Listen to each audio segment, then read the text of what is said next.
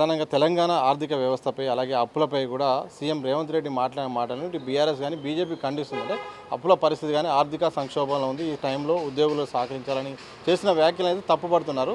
CM మాటల బట్టి చూస్తే మీకు ఏమర్థమైంది, ఏం చెప్పదలుచుకున్నాయి అన్నమాట?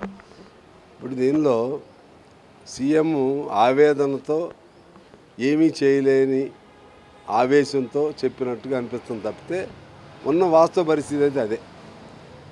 నేను ఏమడుగుతున్నానంటే అసలు ఈ అప్పులు ఎవరు చేశారు? బీజేపీ బీఆర్ఎస్ఆ కాదా? సమాధానం చెప్పాలి. 60,000 కోట్లు బకాయిలు, ఫీజు బకాయిలు కానీ కాంట్రాక్ట్కి ఇచ్చే బకాయిలు కానీ మీ కాలంలోయా ఇప్పుడుయా వాళ్ళు సమాధానం చెప్పాలి. అదేవిధంగా ఉద్యోగస్తులకి 1వ తారీఖు జీతాలు ఇవ్వని మాట వాస్తవమా కాదా సమాధానం చెప్పాలి. అలాగే చిన్న చిన్న ఉద్యోగస్తులకి 6 నెలలు 7 నెలలు ఇవ్వని మాట వాస్తవమా కాదా సమాధానం చెప్పాలి. ఆర్టీసీ ఉద్యోగులు లాంటి వాళ్ళకి డిఏలు ఇవ్వని మాట వాస్తవమా కాదా మీరు సమాధానం చెప్పాలి. ప్రభుత్వ ఉద్యోగస్తులకి డిఏలు ఇవ్వని మాట మీ కాలంలో కాదా అవునా మీరు సమాధానం చెప్పాలి. ఫస్ట్ ఇలా చెప్పుకుంటూ పోతే పార్టీ ఫిరాయింపులు ఉన్నాయి. పార్టీ ఫిరాయింపులు మీకో చట్టం ఇంకోటికో చట్టమా? మొత్తం అందరిని మింగేస్తారు మీరు. మాకున్న ఏకైక ఎమ్మెల్యేని కూడా మీరు లాగేసుకుంటారు. మీరు ఇవాళ ఫిరాయింపుల గురించి చెప్తారు. సరే, కోర్టుకు వెళితే అది ఏం చేస్తుందో అది వేరు. ఫిరాయింపులు మేమేం ఎంకరేజ్ చేయట్లేదు. మేమేమంటామంటే ఫిరాయింపుల చట్టం పూర్తిగా ఎంతమంది సంఖ్య మారినా సరే రద్దు కావాలి, అది మేము అడుగుతున్నాం. ఇది జరుగుతున్న పరిణామం. ఈ నేపథ్యం ఇవాళ రాష్ట్రం ఆర్థికంగా ఎప్పుడూ లేనంత సంక్షోభంలో అయితే ఉన్నమాట వాస్తవం. అయితే రేవంత్ రెడ్డి గారు చేయాల్సింది ఏంటి? అసహనం అవసరం ఉండదు ఇప్పుడు. ఎందుకంటే ఆయన ముఖ్యమంత్రి, ఆవేదన ఉండొచ్చు. ఆనాడు పివి నరసింహారావు ఈ స్థితిలోనే మన్మోహన్ సింగ్ లాంటి వాళ్ళ సహకారం తీసుకున్నాడు. ఇప్పుడు మన ముఖ్యమంత్రి గారు కూడా వాళ్ళని పిలవాలి. ఇప్పుడు ఏదో ముగ్గురుతో కమిటీ చేశారు. నిన్న ఆర్టీసీది మేము కూడా పాల్గొన్నాం. కొంచెం సంధానకర్తగా నేను కూడా 2 అంశాలు పరిగణలో తీసుకుని వాళ్ళకు కూడా కొంచెం సమయం ఇచ్చినట్టు ఉంటుంది గవర్నమెంట్కి. కొన్ని సమస్యలు ఈలోపు పరిష్కారం చేయమని అడిగాం. అందువల్ల నేనేమంటున్నానంటే ఉద్యోగ సంఘాలను పిలుచుకోవాలి. సమ్మె అనేది జన్మ హక్కు, చట్టపరిధిగా మనకు లభించిన హక్కు. సమ్మె చేస్తాం అంటారు, అన్నంత మాత్రాన మనం దాన్ని ఆవేశపడవద్దని నేను ముఖ్యమంత్రి గారికి విజ్ఞప్తి చేస్తాను. సమ్మె చేస్తా ఉన్నప్పుడు వాళ్ళని పిలిచి వాళ్ళ బాధలు ఏంటో మాట్లాడండి. కొన్ని ఫైనాన్షియల్లీ ఇబ్బందులు లేనటువంటి అంశాలు కొన్ని ఉంటాయి. ఫైనాన్షియల్ ప్రాబ్లమ్స్ భారం పడనటువంటివి ఉంటాయి. అటువంటి పరిష్కారం చేయండి. మిగిలిన ఎలా చేయాలి దానికి ఆర్థిక శాస్త్రజ్ఞులు ఉంటారు, సలహా తీసుకోండి.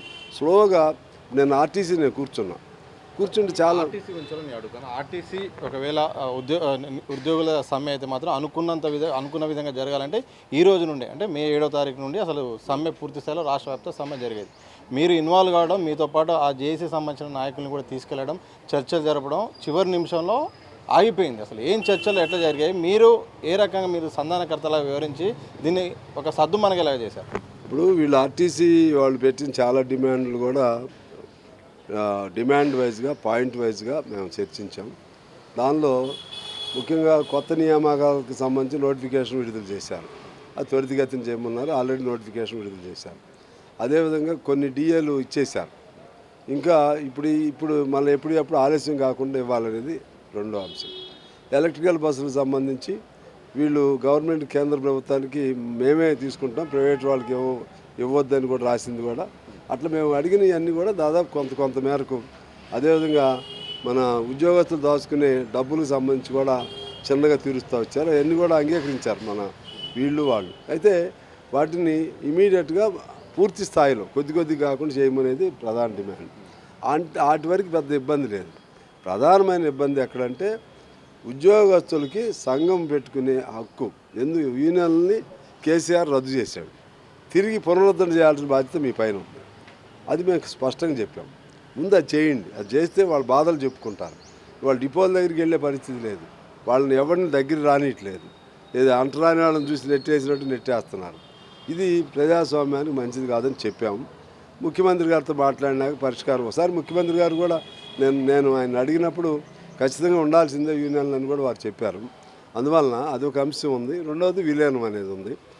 ఇంకా మిగిలినవన్నీ కూడా అన్ని పరిష్కారం అవుతాయి. అందువలన వీళ్ళని కూడా కన్విన్స్ చేశాను నేను.